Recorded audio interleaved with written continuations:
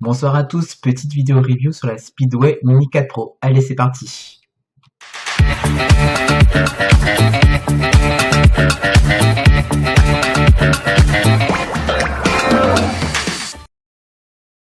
Avant toute chose, je tiens à préciser que cette vidéo sera basée uniquement sur mon ressenti personnel durant toute mon utilisation de la Speedway Mini 4 Pro. Il existe d'autres vidéos qui traitent déjà sur ce sujet que je vous invite à consulter si vous souhaitez obtenir des informations détaillées. Cette parenthèse étant faite, place à la vidéo.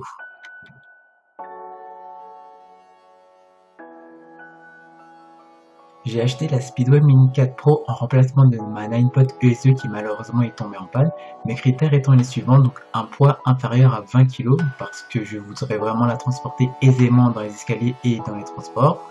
Une autonomie d'au moins 45 km pour vraiment voir large pour mes trajets quotidiens entre mon domicile et mon travail.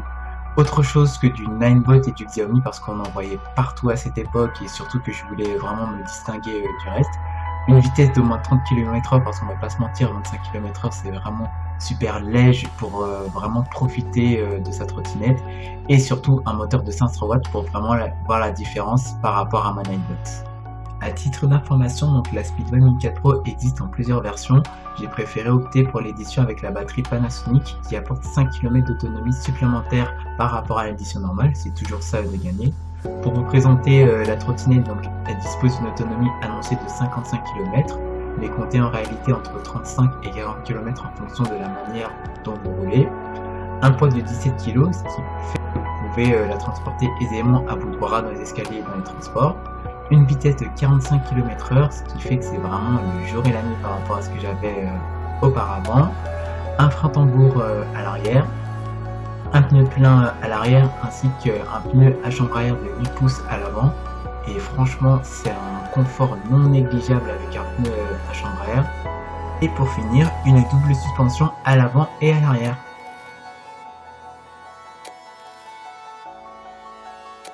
Alors j'ai adoré cette trotte, franchement ça n'a rien à voir par rapport à ma Ninebot ES2. En termes d'accélération, elle atteint aisément les 40 km/h, voire même 45 dans certains cas. Je pèse 72 kg et globalement l'autonomie est en adéquation par rapport à ce qui a été annoncé. Et en moyenne, je fais entre 35 et 40 km avec. Ce qui est pas mal aussi, c'est vraiment la puissance du moteur. À titre d'exemple, monte aisément la pente de la porte de Versailles entre 26 et 29 km/h. Après, ça va dépendre de la charge de la batterie, l'inclinaison et aussi contrepoids. Mais moi, dans mon cas, franchement, je trouve ça vraiment raisonnable. En tout cas, pour mon utilisation, elle était vraiment parfaite pour mes trajets domicile-travail parce que par rapport à avant, je pouvais vraiment faire l'aller-retour en une seule charge. Comme ça, si un jour je voulais la charger, je sais que au moins je pouvais faire un troisième trajet, mais par contre, je suis obligé de le faire en mode dégradé. Aussi, ce qui est bien, c'est que l'afficheur LCD est le même que les Dualtron, donc vous pouvez vous attendre vraiment à quelque chose de très précis en termes de réactivité au niveau de la gâchette et des accélérations. Franchement, c'est vraiment très appréciable.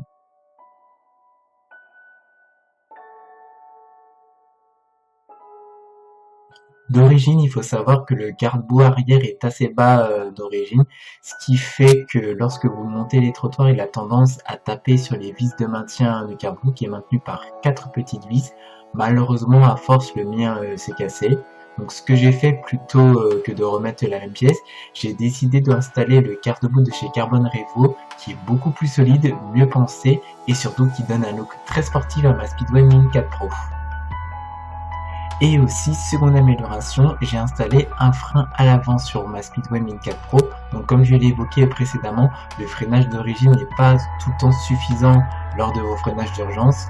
Là, avec l'installation du frein à l'avant, c'est le jour et la nuit et c'est largement mieux en termes de sécurité d'avoir ce second frein. Il existe deux kits, donc vous avez le kit avec la roue pleine de chez Fastrail qui est environ à 119 €. Si vous voulez vraiment vous débarrasser des crevaisons, franchement, je vous recommande les yeux fermés. Ou sinon, vous pouvez rester avec un système de chambre à air, chose que j'ai choisi pour ma trottinette. Et franchement, à part les crevaisons et un peu de bricolage, c'est très simple à installer.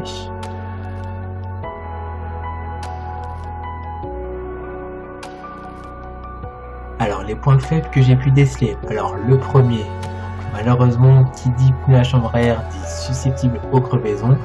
Donc ce qui est bien, c'est que quand vous achetez la Speedway Mini 4 Pro, donc elle est fournie avec tout un jeu de clés Allen pour que vous puissiez démonter l'ensemble des vis présentes sur la trottinette. Mais par contre, il faudra quand même prévoir une clé à molette pour pouvoir maintenir l'écrou de l'autre côté de la vis qui maintient l'axe pour que vous puissiez la démonter entièrement. Second point négatif, donc c'est le freinage, mais celui-ci il peut être résolu suite à l'installation d'un frein à l'avant. De bien faire attention à certaines vis, notamment les vis de l'axe ainsi que les petites vis, notamment au niveau du taureau. Donc, je vous recommande d'installer du frein filet pour éviter ce genre de problème. Pour moi, la Speedway Mini 4 Pro est un très bon choix si vous souhaitez obtenir une trottinette compacte, puissante et performante à moins de 1000 €. Elle est faiblement encombrement car vous pouvez non seulement régler le guidon en hauteur et en plus vous pouvez également la plier, et en plus, chose qui est vraiment non négligeable, c'est des poignées que vous pouvez également rabattre pour vraiment prendre un minimum de place lors de vos déplacements quotidiens avec la Speedway Mini 4 Pro. Je vous recommande vivement d'installer le freinage à l'avant pour plus de sécurité. Et en plus, ce qui est bien, c'est qu'avec l'assurance Wizaz, donc l'assurance que j'ai utilisée pour ma trottinette, vous pouvez également l'assurer avec le minimum légal pour vraiment être en règle avec la réglementation actuelle. Si vous avez des questions, n'hésitez pas à me les poser dans mes commentaires. Si mon témoignage personnel peut vous aiguiller ou également vous conforter dans l'achat de la Speedway Mini 4 Pro, n'hésitez vraiment pas. Au jour d'aujourd'hui, à l'époque, c'est vrai que je l'avais acheté 999 €, mais au jour d'aujourd'hui, vous pouvez aisément la trouver entre 400 et 500 €. Pour ma part, je vais la remplacer éventuellement soit par une Dualtron Eagle Pro ou la Dualtron Victor dont l'attente se fait ressentir pour le mois de mai. En tout cas, prenez soin de vous, faites attention sur la route et à très bientôt.